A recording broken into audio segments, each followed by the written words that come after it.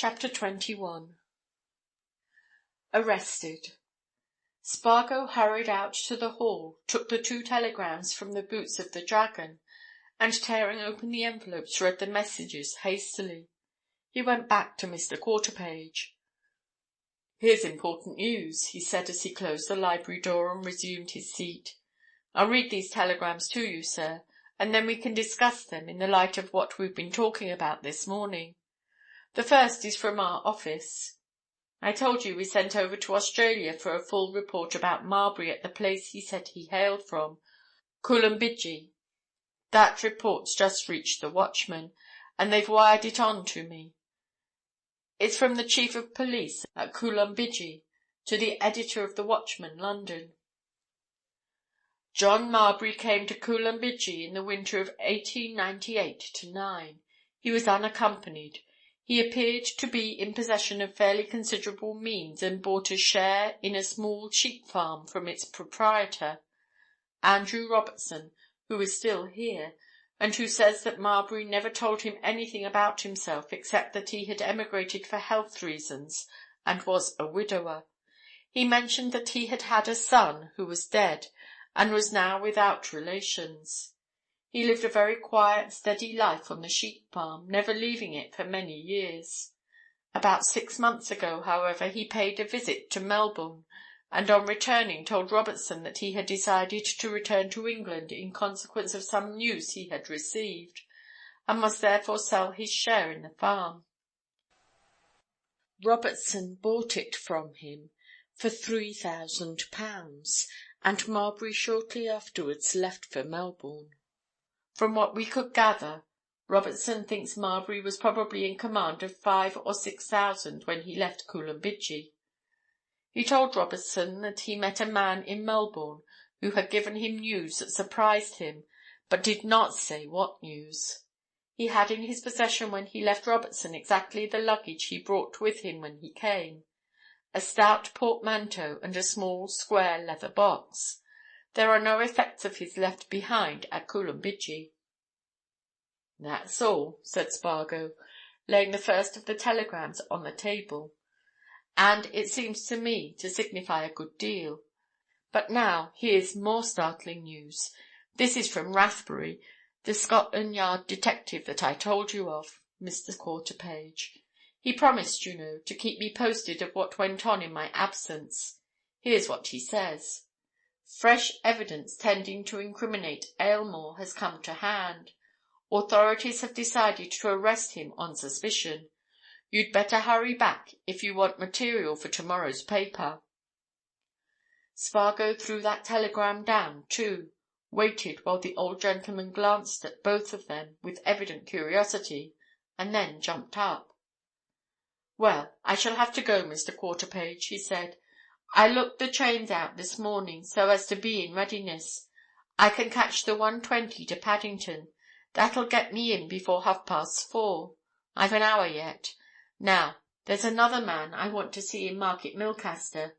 That's the photographer, or a photographer. You remember I told you of the photograph found with the silver ticket? Well, I'm calculating that that photograph was taken here, and I want to see the man who took it, if he's alive and I can find him." Mr. Quarterpage rose and put on his hat. "There's only one photographer in this town, sir," he said, "and he's been here for a good many years. Cooper. I'll take you to him. It's only a few doors away." Spargo wasted no time in letting the photographer know what he wanted. He put a direct question to Mr. Cooper, an elderly man. "Do you remember taking a photograph of the child of John Maitland, the bank manager, some 20 or 21 years ago?" he asked, after Mr. Quarterpage had introduced him as a gentleman from London who wanted to ask a few questions. "Quite well, sir," replied Mr. Cooper. "As well as if it had been yesterday." "Do you still happen to have a copy of it?" asked Spargo. But Mr. Cooper had already turned to a row of file albums. He took down one labelled 1891 and began to search its pages. In a minute or two he laid it on his table before his callers. "There you are, sir," he said. That's the child." Spargo gave one glance at the photograph and turned to Mr. Quarterpage. "Just as I thought," he said. "That's the same photograph we found in the leather box with the silver ticket. I'm obliged to you, Mr. Cooper. Now, there's just one more question I want to ask you. Did you ever supply any further copies of this photograph to anybody after the Maitland affair? That is, after the family had left the town?" "Yes," replied the photographer. "I supplied half a dozen copies to Miss Bayliss, the child's aunt, who, as a matter of fact, brought him here to be photographed. And I can give you her address, too," he continued, beginning to turn over another old file. "I have it somewhere." Mr. Quarterpage nudged Spargo. "That's something I couldn't have done," he remarked. "As I told you, she disappeared from Brighton when inquiries were made after Maitland's release." "Here you are," said Mr. Cooper. "I sent 6 copies of that photograph to Miss Bayliss in April 1895. Her address was then 6 Chichester Square, Bayswater, W." Spargo rapidly wrote this address down, thanked the photographer for his courtesy, and went out with Mr. Quarterpage. In the street, he turned to the old gentleman with a smile. "Well, I don't think there's much doubt about that," he exclaimed. "Maitland and Marbury are the same man, Mr. Quarterpage. I'm as certain of that as that I see your town hall there." "And what will you do next, sir?" inquired Mr. Quarterpage. "Thank you, as I do, for all your kindness and assistance, and get off to town by this 1:20, replied Spargo. "And I shan't fail to let you know how things go on." "One moment," said the old gentleman, as Spargo was hurrying away. "Do you think this Mr. Aylmore really murdered Maitland?" "No," answered Spargo with emphasis, "I don't. And I think we've got a good deal to do before we find out who did." Spargo purposely let the Marbury case drop out of his mind during his journey to town. He ate a hearty lunch in the train and talked with his neighbours. It was a relief to let his mind and attention turn to something else than the theme which had occupied it unceasingly for so many days. But at Reading the newspaper boys were shouting the news of the arrest of a Member of Parliament, and Spargo, glancing out of the window, caught sight of a newspaper placard: "The Marbury murder case arrest of Mr. Aylmore." He snatched a paper from a boy as the train moved out, and, unfolding it, found a mere announcement in the space reserved for stop-press news. "Mr. Stephen Aylmore, MP, was arrested at 2 o'clock this afternoon on his way to the House of Commons, on a charge of being concerned in the murder of John Marbury in Middle Temple Lane on the night of June 21st last. It is understood he will be brought up at Bow Street at 10 o'clock tomorrow morning." Spargo hurried to New Scotland Yard as soon as he reached Paddington.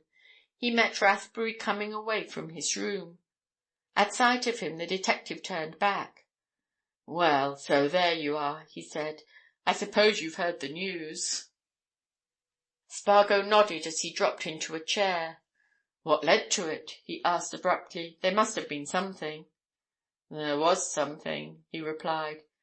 "The thing, stick, bludgeon, whatever you like to call it, some foreign article, with which Marbury was struck down, was found last night."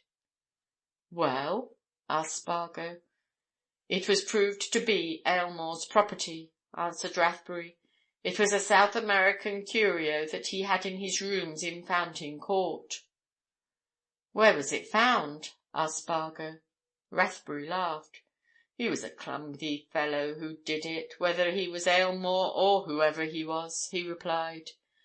"Do you know, it had been dropped into a sewer trap in Middle Temple Lane, actually. Perhaps the murderer thought it would be washed out into the Thames and float away. But of course it was bound to come to light. A sewer man found it yesterday evening, and it was quickly recognized by the woman who cleans up for Aylmore as having been in his rooms ever since she knew him. "What does Aylmore say about it?" asked Spargo. "I suppose he said something." "Says that the bludgeon is certainly his, and that he brought it from South America with him," announced Rathbury, "but that he doesn't remember seeing it in his rooms for some time, and thinks that it was stolen from them." Said Spargo musingly. "But how do you know that was the thing that Marbury was struck down with?" Rathbury smiled grimly. "There's some of his hair on it, mixed with blood," he answered. "No doubt about that. Well, anything come of your jaunt westward?" "Yes," replied Spargo. "Lots." "Good?" asked Rathbury. "Extra good. I found out who Marbury really was." "No! Really?" "No doubt, to my mind. I'm certain of it." Rathbury sat down at his desk, watching Spargo with rapt attention. "And who was he?" he asked. "John Maitland, once of Market Milcaster," replied Spargo. "Ex-bank manager. Also ex-convict." "Ex-convict?" "Ex-convict. He was sentenced at Market Milcaster Quarter Sessions in autumn 1891 to 10 years penal servitude for embezzling the bank's money to the tune of over £200,000. Served his term at Dartmoor.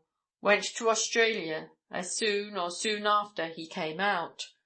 That's who Marbury was. Maitland. Dead certain." Rathbury still stared at his caller. "Go on," he said. "Tell all about it, Spargo. Let's hear every detail." "I'll tell you all I know after, but what I know's nothing to that." Spargo told him the whole story of his adventures at Market Milcaster, and the detective listened with rapt attention. "Yes," he said at the end. "Yes, I don't think there's much doubt about that. Well, that clears up a lot, doesn't it?" Spargo yawned. "Yes, a whole slateful is wiped off there," he said. "I haven't so much interest in Marbury or Maitland now. My interest is all in Aylmore." Rathbury nodded. "Yes," he said. "The thing to find out is, who is Aylmore? Or who was he 20 years ago?" "Your people haven't found anything out, then?" asked Spargo.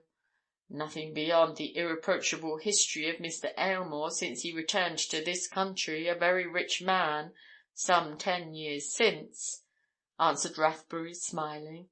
"They've no previous dates to go on. What are you going to do next, Spargo?"